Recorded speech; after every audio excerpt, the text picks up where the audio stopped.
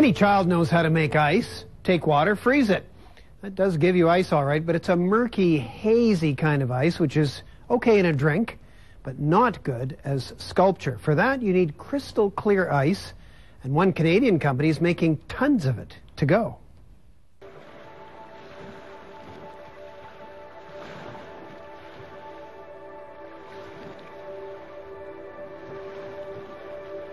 Not far from the shores of Lake Huron, where each year nature creates and then erases its own original ice sculptures, lies Hensel, Ontario.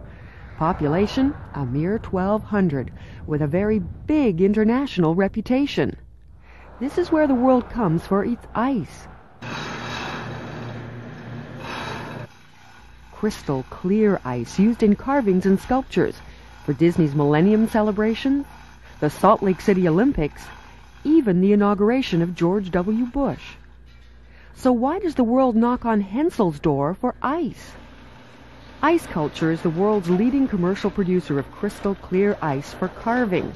The company produces 25,000 blocks of ice every year, each a meter long and weighing 130 kilograms. That's enough ice to carve a life-size replica of the CN Tower, and then some. It is also the world leader in developing technology to make elaborate ice carvings in minutes instead of hours. I think I'm safe in saying we probably changed ice carving. Ice carving's been unchanged for centuries. Chefs have used chisels to carve whatever item they want. Now all of a sudden we've commercialized it, and time is money. So we had to find faster and better ways of doing things. Julian Bailey and his wife Anne started the business as a hobby. We bought a machine which manufactured ice punch bowls, and it was done for beer money, exactly that. Their core business was local weddings and parties. Despite their international success now, they still serve the local crowd, selling them ice carvings for the big day and hosting the odd tour of the plant. I like that for my mom. That's cool. They joined the National Ice Carvers Association and found there were a number of common problems. Most ice-making machines worked on the same principle as ice cubes in a freezer, freezing the ice from the outside in, leaving a cloud of tiny air bubbles in the center. They had a block which was weighing about 450 pounds, which had a white core known as a feather right through it. And of course this is no good to an ice carver. It hides all the detail. Bailey did some research and found that the solution already existed in a little-known clear ice-making machine. It was developed by an older gentleman in Colorado, and generally he sells one or two machines to a chef who takes up carving. So what we've done is added a lot more and commercialized what has been generally a one-man business. Bailey now has 150 of the machines and plans to buy another 50. The tanks are first lined with plastic and then filled with water. Circulators are placed in the tanks to keep the water constantly moving, which forces the air out. The freezer compartment is then plugged in, and the ice is frozen from the bottom up, like a skating rink. That forces the impurities to the surface. It takes 3 days for the blocks to freeze. Then they're harvested, and each one is checked for cracks. The top layer containing the impurities is sliced off, leaving a block of crystal clear ice. The blocks are then packed in cartons and stored in a freezer before being shipped out in freezer trucks. The crystal clear quality of the ice is imperative to the quality of the ice sculpture. For a logo, you need to have clear ice. If there's a big cloudy stripe running through it, you've ruined the whole contrast of having white on crystal clear for the logo. The other wonderful thing about the clarity of the ice is actually the strength of it. Because it doesn't have the feather in it, there's no air in it, it just makes it a stronger medium that you're working with. As business picked up, it became necessary to produce more, faster, especially as big corporations were placing orders for more elaborate and detailed work. The answer lay in technology. Bailey took traditional woodworking tools, like this computer-controlled router, and modified them for use on ice. The first modification was to separate the heat-generating parts, like the motors, so that they could operate remotely outside the temperature-sensitive freezer workshop. Another challenge was keeping the ice blocks in place on the machine without using damaging clamps.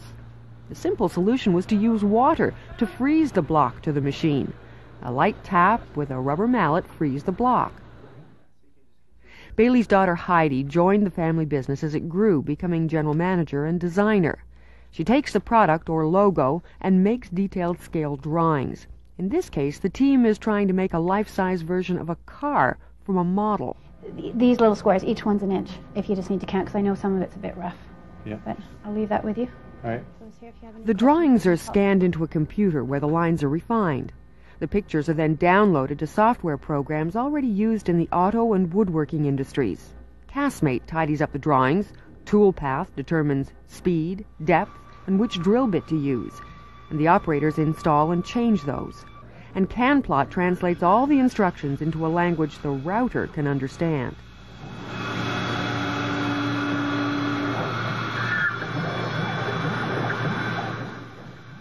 You're getting a perfect outline every single time. You can vary the depths very easily, so we can do more detailed work. We can do it in sometimes a tenth of the time.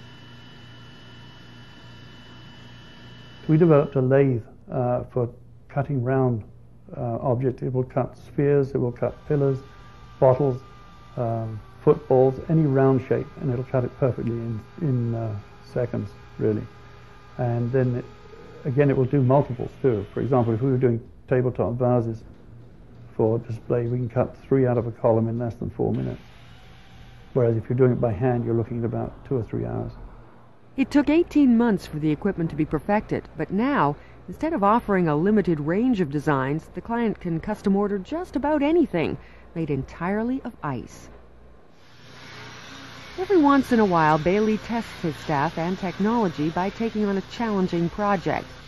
This time, it's a life-size replica of BMW's new Mini Cooper. It was a little bit more difficult than we thought because I think we did too much on the machine and we had to destroy some of that in the process, make it to and hand finished. Sometimes 2 pieces of ice have to be fused together to make a larger piece. It's the combination of the clear ice and the tools that allows such complex projects to be undertaken. The car doesn't look crystal clear after all that chipping, but Bailey has a straightforward solution.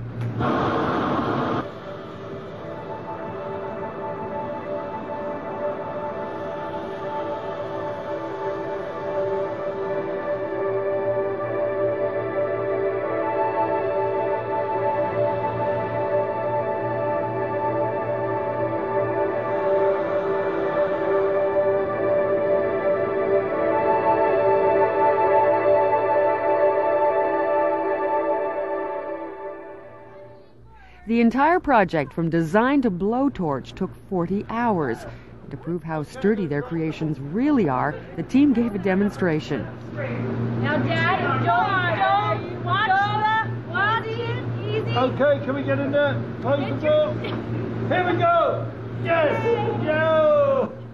With very clear results.